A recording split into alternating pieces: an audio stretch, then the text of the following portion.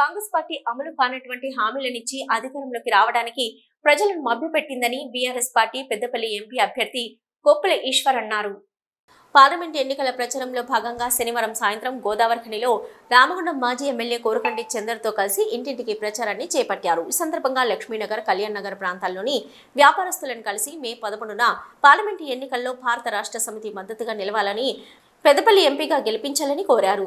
Congress party ప్రభుత్వంలో ప్రజలెవరూ సంతోషంగా లేరని, గత మాజీ ముఖ్యమంత్రి కేసీఆర్ ప్రవేశపెట్టిన సంక్షేమ పథకాలు అవి ఏవీ అమలు కావడం లేదన్నారు.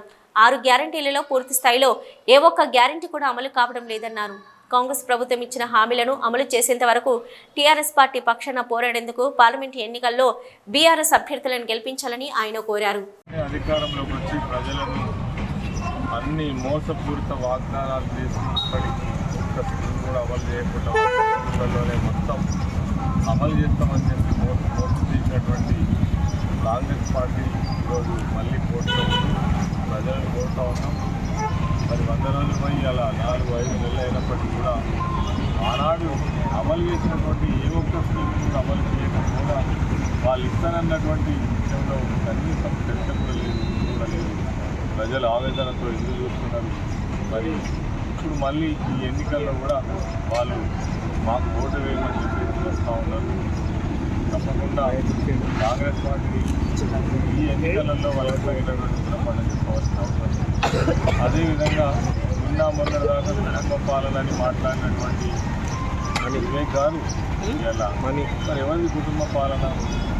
వాళ్ళ అన్ననేమో బెల్లంపల్లి ఎమ్మెల్యే, ఆయనేమో చెన్నూరు ఎమ్మెల్యే, వాళ్ళ కొడుకు కార్పొరేట్ సంస్థలలో ఒక పెద్ద పారిశ్రామికవేత్తగా ఉన్నటువంటి ఆయన ఎమ్మెల్యే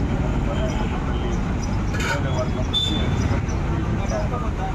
ఈ ప్రాంతానికి సంబంధం లేనటువంటి వ్యక్తులు వాళ్ళు 50-60 సంవత్సరాల నుంచి మరి ఈ ప్రాంతంలో వాళ్ళు పదవులు అనుభవిస్తున్నారు తప్ప ప్రజలకు ఏం కావాలి అని ఎన్నడూ ఆలోచించినటువంటి వాళ్ళు కాదు. అదేవిధంగా 100 కంపెనీలు పెట్టింది వివిధ రాష్ట్రాలలో.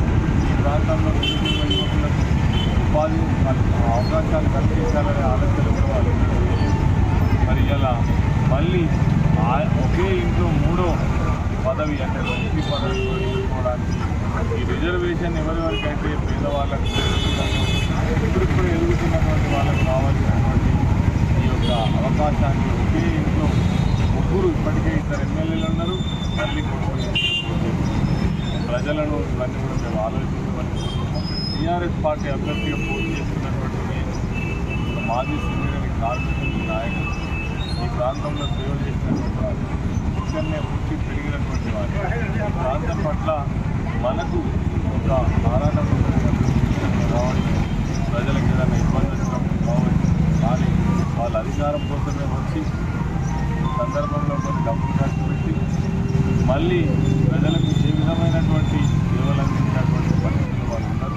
వారంతా కూడా ఒక వీకెండ్ నాయకులు 2-3 నెలలకు ఒకసారి ఆదివారము శనివారము వచ్చి ప్రజల గురించి మాట్లాడే మనుషులు తప్ప అటువంటి వాళ్ళకు అవకాశం ఇచ్చినట్టయితే ప్రాంతం నష్టపోతుంది.